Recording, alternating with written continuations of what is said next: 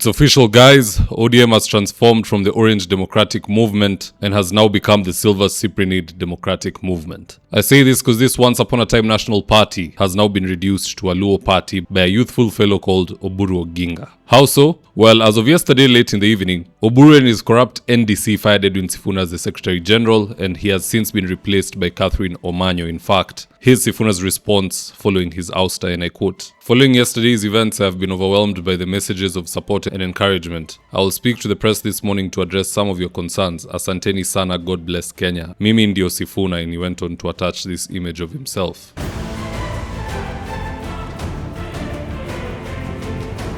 Now in this video, I want us to look into what will happen next after Sifuna's ouster. And so with no further ado, let's get after it. Number 1, ODM Deputy Party Leader Godfrey Osotsi had warned earlier that if ODM removed Sifuna, he will also be on his way out of the party. Just listen into this. Mimi kwanza, mtu hata nilazimisha kuunga Ruto mkono. Mtu hata nilazimisha. Lazima niangalie chini, nikae chini, ni understand, niamue mwenyewe. Lakini wewe sasa unataka kulazimisha sisi. Na tena yule katibu mkuu wa chama cha ODM Sifuna ni kijana yetu hapa. Kijana yetu ya Bungoma.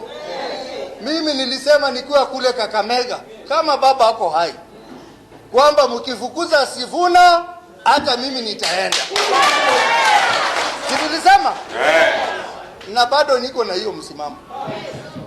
Kwa sababu yule Sifuna, ukweli wa maneno, ile mambo yote alikuwa anasema baba akiwa hai, na ile mambo yote anasema baba kama amekufa, ni mambo alikuwa anaambiwa na baba asere. Sasa kama alikuwa anatumwa na baba, wewe ni nani kuja kusema unataka kufurusha yeye? So probably today or in the next few days, if Osotsi won't have already been axed by ODM, then you can expect a voluntary resignation. Which means that moving forward, ODM will no longer have any prominent Luo in its ranks. So let's see if the numbers of Migori, Siaya, Kisumu and Homa Bay moving forward will be enough for Oburu to even negotiate for assistant chief, let alone deputy president. Number 2, just like we said earlier, the goal was always to finish Sifuna, so his removal from the position of Secretary General to them is not enough. They now also want him removed from the Senate Public Accounts Committee, and the catalyst to have him removed is the Council of Governors. Just listen into this. Now, when it rains, it pours. Edwin Sifuna has been ousted as ODM Secretary General, and now the governors want him disciplined for alleged extortion and harassment. The Council of Governors has demanded disciplinary action against Senators Edwin Sifuna of Nairobi, Moses Kajwang of Homa Bay, Nandi's Samson Cherargei, and Taita Taveta's Jonas Mwaruma. The governors are accusing the four of extortion, political witch hunt, intimidation, and harassment of governors while conducting their roles at the Senate's council. Now, of the four-mentioned senators, you can expect Sifuna to be the only casualty. The rest were just mentioned as a mere formality to make the process seem random, when in fact it was always calculated. Lakini haidhuru. Wacha watoe Sifuna as Secretary General, wamtoe kwa Public Accounts Committee, wamtoe as the Minority Whip, but the one thing which for sure they will not succeed is removing Edwin Sifuna as the senator of Nairobi. Because this is now a man with the backing of Mulembe Nation, the Akamba Nation, the Agikuyu Nation versus the others. I mean, it's impossible to get the guy gone. Now here's why, in my opinion, youth leader Oburu is misbehaving. Number 1, Raila Odinga was a Democrat that allowed his Secretary General to express himself freely. In fact, to those who are in the know, the things Sifuna used to say and has continued to say, it is Raila who used to sanction him to say them. In fact, here's Raila's last stance on the matter. Kama Sifuna ameongea, ako na haki ya kuongea. Ako na haki ya kuongea. Kama wewe unatofautiana na yeye kwa maoni, sema yako. Sema yako. Sio ndio demokrasia? Mimi sijasema ati mimi usiongee kwa chama namna hii. Sema hata kama unaona baba anafanya makosa, sema. Mniambie mimi wewe sasa naona wewe umezoeka, rudi nyumbani. Unasema baba rudi Bondo. Unasema kama unasema ndaki rudi Bondo, wananchi watasema. Unachama ODM akisema baba amechoka, basi. Lakini mpaka tudumishe demokrasia ndani ya chama chetu.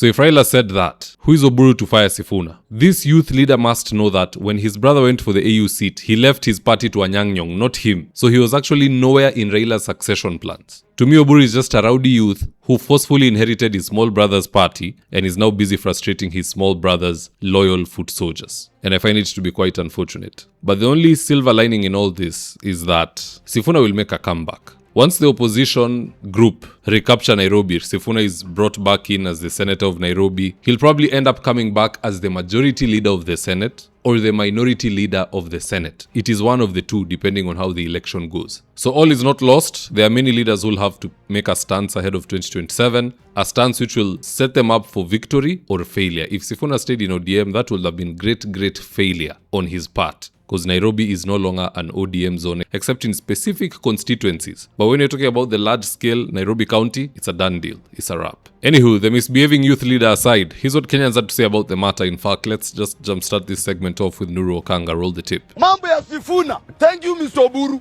Asante sana. Umefanya jambo la maana. Na hapo ndo nilikuwa tunangojea. Mumeingiza kidole kwa makende yetu. Sifuna ni Muluya. Munataka kujua ODM bila Sifuna sio ODM. Munataka kujua ODM bila Muluya. Mumechukua chokora ya Busia yenye haijulikani. What colorful words those were.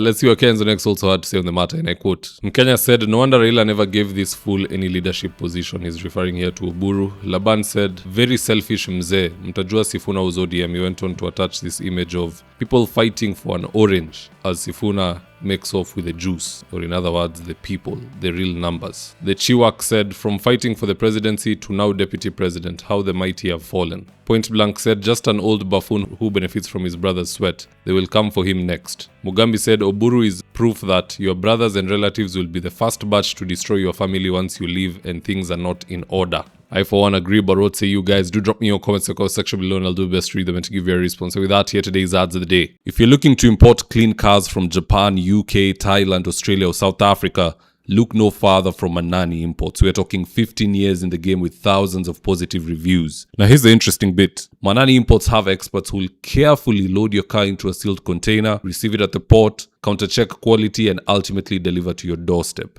Customer service can't get any better than this, and guess what? It's all at an affordable rate. To get started on your journey to own a clean automobile, call or WhatsApp Manani Imports at 0793 687 678 or visit their social handles on Facebook, Instagram or TikTok at Manani Imports. If you're in need of electrical wiring, solar installation or electrical fittings such as strip lights, snake lights, downlighters or chandeliers, contact Engineer Wycliffe at 0707 476602 and he'll get your house dapped up.